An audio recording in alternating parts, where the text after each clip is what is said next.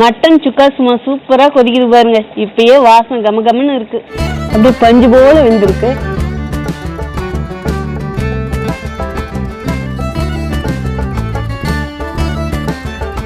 Hi friends, welcome to cook with Sangeetha. இன்னைக்கு நம்ம பார்க்க போறது மட்டன் சுக்கா. ஆமாங்க, உங்கள ஒரு சிலர் கேட்டுக்கிட்டே இருந்தீங்க, அக்கா மட்டன் சுக்கா உங்க ஸ்டைல்ல செஞ்சு காமிங்கன்னு சொல்லிட்டு. ஸோ இந்த மட்டன் சுக்கா அவ்வளோ சூப்பரா இருக்கும். டிஃபனுக்கும் சாப்பிடலாம், சாப்பாட்டுக்கும் சாப்பிடலாம். அதை விட முக்கியமா அப்படியே தக்காளி ரசம் இல்ல மிளகு ரசம்லாம் இருக்கணும், சுட சுட சாதமா இருக்கணும். அப்படியே இந்த மட்டன் சுக்காவை தொட்டு சாப்பிட்டா சொர்க்கம் தாங்க. இவ்வளோ டேஸ்டா இந்த மட்டன் சுக்கா செய்யணும்னா அதுக்கு எப்படி நம்ம மசாலா பொருட்கள் போடுறோம், எவ்வளோ அளவோடு போடுறோம் அப்படிங்கிறது ரொம்ப முக்கியம். ஸோ இது எல்லாமே இந்த வீடியோவில் நீங்க கத்துக்க போறீங்க. ரொம்ப எளிமையான முறையில சங்கீதா ஸ்டைல செஞ்சு காட்ட போறேன். நம்ம சேனலை யாரெல்லாம் என்ன சப்ஸ்கிரைப் பண்ணலையோ சப்ஸ்கிரைப் பண்ணுங்க. ப்ளீஸ் கீழே இருக்கிற பெல் பட்டன்ல மறக்காம ஆள் கொடுங்க. அப்பதான் நான் போடுற வீடியோ உங்களுக்கு உடனே வரும். வாங்க இப்ப எப்படி செய்யறதுன்னு பார்க்கலாம். இப்போ மட்டன் சுக்கா பண்றதுக்கு ஒரு குக்கர் எடுத்திருக்கேன். 1 கிலோ மட்டன் எடுத்து அதை நல்லா தயிர் போட்டு கழுவிட்டு இந்த குக்கர்ல போட்டிருக்கேன். இப்போ இதுக்கு தேவையான பொருட்கள்லாம் போட்டுக்கலாங்க. 1/2 டீஸ்பூன் மஞ்சள் பொடி போட்டுக்கலாம். இதுலயே வெறும் மிளகாய் பொடி 1/2 டீஸ்பூன் போட்டுக்கலாம். 1 டீஸ்பூன் இஞ்சி பூண்டு பேஸ்ட் போட்டுக்கலாம். நல்லா ஃபுல்லா இருக்கிற மாதிரி எடுத்துக்கோங்க. நம்ம 1 கிலோ மட்டன்ல தான் இன்னைக்கு சுக்கா பண்ண போறோம். ஸோ அதுக்கு தகுந்த பொருள் போட்டாதான் டேஸ்ட் நல்லா இருக்கும். இந்த கறிக்கு தேவையான அளவு உப்பு போட்டுக்கலாங்க. ஆட்டுக்கறி நல்லா சாப்பிட்டா வேகணும்னா இதுல கொஞ்சம் விளக்கெண்ணெய் ஊத்துனா சூப்பரா வேகும். நான் ஜஸ்ட் ஒரு 2-3 டிராப் மட்டும் விடுறேன். உடனே கேட்காதீங்க, இது கசக்குமா, விளக்கெண்ணெல்லாம் ஊத்தலாமா அப்படின்னு. எங்க அம்மா இப்படிதான் செய்வாங்க, சூப்பரா இருக்கும். ட்ரை பண்ணி பாருங்க. நீங்க இருந்தா விளக்கெண்ணெய் ஊத்துங்க, அப்படி இல்லைன்னா நார்மலா நீங்க குக்கிங்க்கு என்ன எண்ணெய் யூஸ் பண்ணுவீங்களோ அதுவும் விட்டுக்கலாம். இப்ப ஸ்டவ் ஆன் பண்ணிக்கலாங்க. அடுப்பெண்ணெய் நல்லா ஃபுல்லாவே வச்சுக்கோங்க. இப்போ இது நல்லா மிக்ஸ் பண்ணி கொடுங்க. நம்ம இதுக்கு ஸ்பெஷலா ஒரு மசாலா அரைக்க போறோம். ஸோ அதனால வேற எதுவுமே ஆட் பண்ணாதீங்க, இப்படியே விட்டுடுங்க. இது நல்லா கொதிச்சு வரட்டுங்க. பாருங்க, நல்லா சூடு ஏறிட்டு கறியும் அப்படியே கொஞ்சம் சுருண்டுக்குச்சு. இந்த அளவுக்கு இருந்தா போதும். இப்ப கறி வேகிற அளவுக்கு கொஞ்சமா தண்ணி விட்டுக்கலாம். நிறைய தண்ணி விட்டீங்கன்னா அப்படியே கிரேவி மாதிரி ஆயிடும். ஸோ தண்ணி பார்த்து விடுங்க. நான் 1 கிளாஸ் தண்ணி விடுறேங்க. இப்ப அப்படியே ஒரு தடவை மிக்ஸ் பண்ணுங்க. இப்ப இது க்ளோஸ் பண்ணிடலாங்க.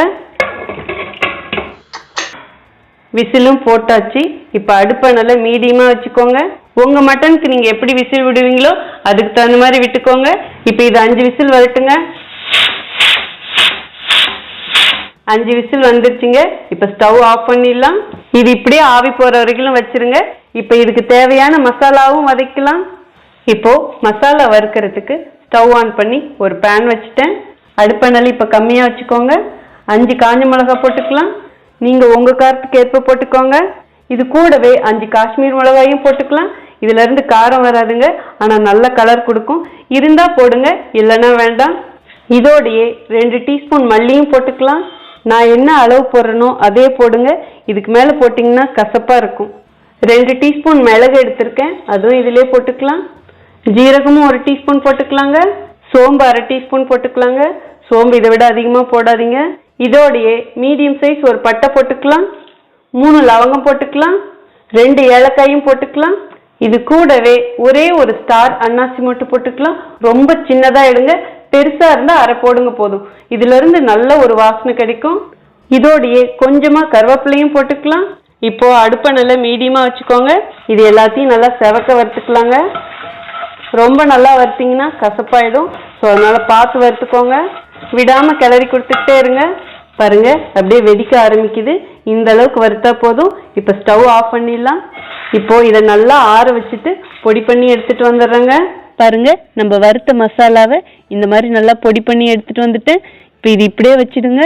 குக்கர் ஆவி போயிடுச்சுங்க. இப்போ ஓப்பன் பண்ணி பார்க்கலாம். மட்டன் நல்லா வெந்துருச்சான்னு பார்க்கலாம். சூப்பரா வெந்துருச்சு. இப்படி எடுக்கும் போதே நல்லா வருது. இப்போ குக்கர் அப்படியே ஒரு பக்கம் வச்சிடுங்க. வாங்க இப்போ மட்டன் சுக்கா செய்ய ஸ்டார்ட் பண்ணிடலாம்.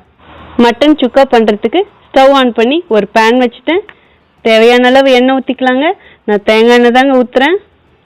சின்ன வெங்காயம் ஒரு கைப்பிடி உரிச்சு வச்சுருக்குங்க, அதுவும் இதிலே போட்டுக்கலாம். சின்ன வெங்காயம் போடும்போது முழுசாகவே போடுங்க. சப்போஸ் இல்லைன்னா ஒரு பெரிய வெங்காயம் போட்டுக்கோங்க. இப்போ அடுப்பை நல்லா மீடியமாக வச்சுக்கோங்க. இந்த வெங்காயம் நல்லா செவக்கிற அளவுக்கு வதக்கலாம். பாருங்க, இந்த மாதிரி வெங்காயம் நல்லா அப்படியே சுட்ட மாதிரி வரணும். இந்த அளவுக்கு வதக்கினா போதும்.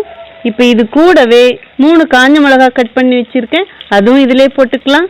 நான் முன்னாடியே சொன்ன மாதிரி எங்கெல்லாம் நான் காரம் போடுறேனோ அங்கே உங்களுக்கு தகுந்த மாதிரி போட்டுக்கோங்க. இந்த காஞ்ச மிளகாயில் இருக்க விதையெல்லாம் நான் எடுத்துகிட்டு தான் போட்டிருக்கேன். ஏன்னா விதையோடு போட்டால் ரொம்ப காரமாக இருக்கும். இப்போ இந்த மிளகாய் போட்டதுக்கப்புறம் 2 நிமிஷம் வதக்கிக்கோங்க. இதுலேயே இஞ்சி பூண்டு பேஸ்ட் 1 டீஸ்பூன் போட்டுக்கலாங்க. இப்போ இதையும் சேர்த்து கிளறி கொடுங்க. இதோடையே கருவேப்பிலை கொஞ்சம் போட்டுக்கலாம். எல்லாத்தையும் ஒன்று சேர்த்து நல்லா கிளறுங்க. அடுப்பை நல்லா இப்போ ஃபுல்லாக கம்மி பண்ணிவிடுங்க. பாருங்கள், இஞ்சி பூண்டு பேஸ்ட் நல்லா பச்சை மணம் போகிற வரைக்கும் வதக்கியாச்சு. வேக வச்ச கறியும் இப்போ இதிலே போட்டுடலாங்க. அப்படியே தண்ணியோடையே ஊற்றிடுங்க. அடுப்பை நல்லா இப்போ ஃபுல்லாக வச்சுடுங்க. இது நல்லா கொதிச்சு ஒரு கொதி வரட்டுங்க. பாருங்க, நல்லா கொதிக்குது. நம்ம பொடி பண்ண மசாலாவும் இதிலே போட்டுக்கலாம். நான் அளவாக பண்ணியிருக்கேன், எல்லாமே போட்டுக்கலாம். சப்போஸ் நீங்கள் அதிகமாக பண்ண கொஞ்சம் எடுத்து வச்சுடுங்க. இப்போ அடுப்பை நல்லா மீடியமாக வச்சுக்கோங்க. இப்போ இது நல்லா கிளறி கொடுங்க. இந்த மசாலாவோடைய பச்சை வாடையும் போகணும். இந்த மசாலாலாம் இந்த கறியில் பிடிக்கணும். அப்படியே நல்லா ட்ரை ஆகிற வரைக்கும் இதை அப்படியே கம்மியான தீயில வச்சு நல்லா சுண்ட விடணும். இப்போ கிளறி கொடுத்துட்டு உப்பு காரம் கரெக்டாக இருக்கான்னு பார்த்துக்கோங்க. உங்களுக்கு தகுந்த மாதிரி அட்ஜஸ்ட் பண்ணிக்கோங்க. பாருங்கள், இடையில நான் இதே மாதிரி கிளறி கொடுக்குறேன், இல்லைன்னா அடி பிடிச்சிக்கும்.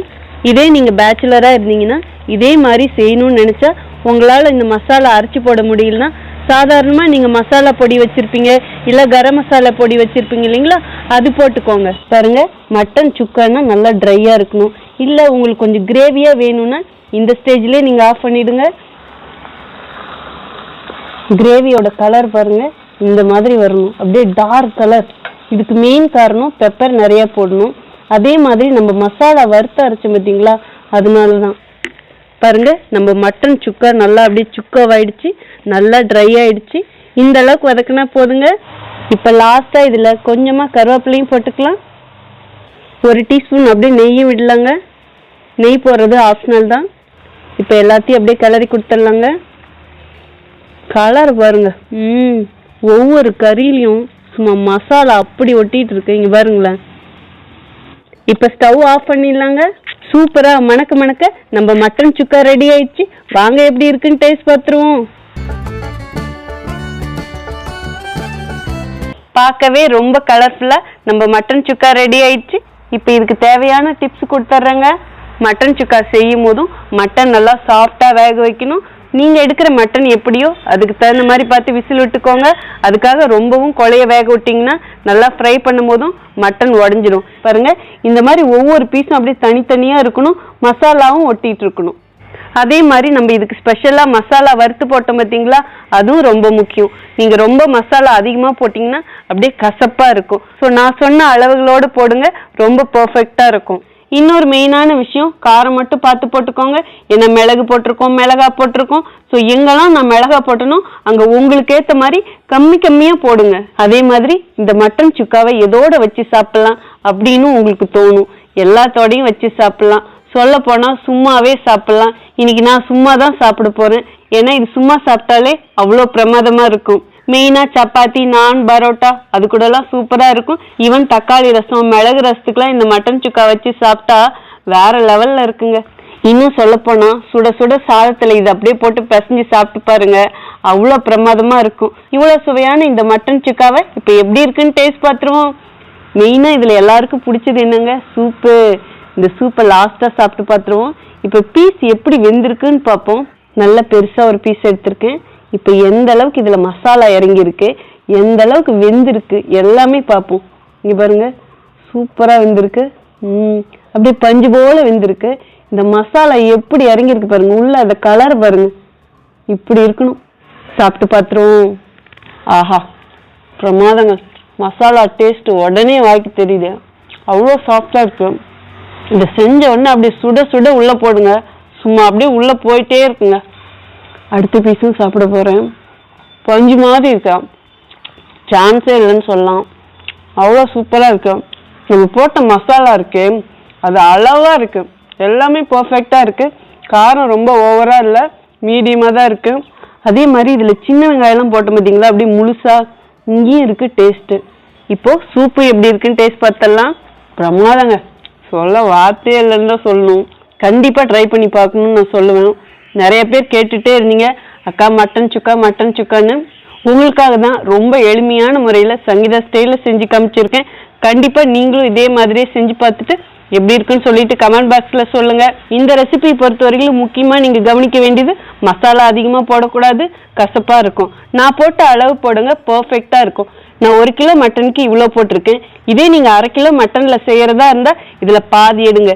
மட்டன் மட்டும்தான் இப்படி செய்யணும்னு கிடையாது, நீங்க சிக்கனும் இதே மாதிரியே செய்யலாம். பட் சிக்கன் பீஸ் நல்லா கொஞ்சம் பெருசா எடுத்துட்டு ஜஸ்ட் 2 விசில் விட்டு வேக வச்சு எடுத்துட்டு இதே மசாலா இப்படியே செய்யுங்க, அதுவும் பிரமாதமா இருக்கும். ஸோ கண்டிப்பா இந்த ரெசிபி உங்க எல்லாருக்கும் ரொம்ப யூஸ்ஃபுல்லா இருக்கும். நீங்களும் இதே மாதிரியே செஞ்சு பார்த்துட்டு எப்படி இருக்குன்னு சொல்லிட்டு கமெண்ட் பாக்ஸ்ல சொல்லுங்க. உங்களுக்கு இந்த ரெசிபி பிடிச்சதுன்னா ப்ளீஸ் மறக்காம ஃபர்ஸ்ட் ஒரு லைக் கொடுத்துருங்க. ரொம்ப ரொம்ப பிடிச்சதுன்னா, அதாவது இந்த சங்கீதா பிள்ளை சூப்பரா செஞ்சிருக்காடா, நம்ம சொல்ற ரெசிபி எல்லாம் செஞ்சு காமிக்கிறா, என்னுடைய ஹார்ட் ஒர்க்குக்கு நீங்க ஏதாவது செய்யணும்னு நினைச்சா ப்ளீஸ் மறக்காம உங்க ஃப்ரெண்ட்ஸ் அண்ட் ஃபேமிலிக்கு ஷேர் பண்ணுங்க. நான் எப்பயுமே சொல்ற சேம் டயலாக் தான். ப்ளீஸ் நீங்க செஞ்சு பாருங்க, உங்களுக்கு பிடிச்சா மட்டும் உங்க ஃப்ரெண்ட்ஸ் அண்ட் ஃபேமிலிக்கு மறக்காம ஷேர் பண்ணுங்க. நீங்க இதுவரைக்கும் எனக்கு கொடுத்துட்டு இருக்க அன்புக்கும் ஆதரவுக்கும் ரொம்ப ரொம்ப நன்றி. உங்களுக்கு என்ன ரெசிபி வேணுமோ ப்ளீஸ் அதுவும் கமெண்ட் பாக்ஸ்ல சொல்லுங்க. இதே மாதிரி அடுத்த ஒரு ஸ்பெஷல் வீடியோல உங்களை சந்திக்கிறேன். Until then, see you, bye bye, love you all.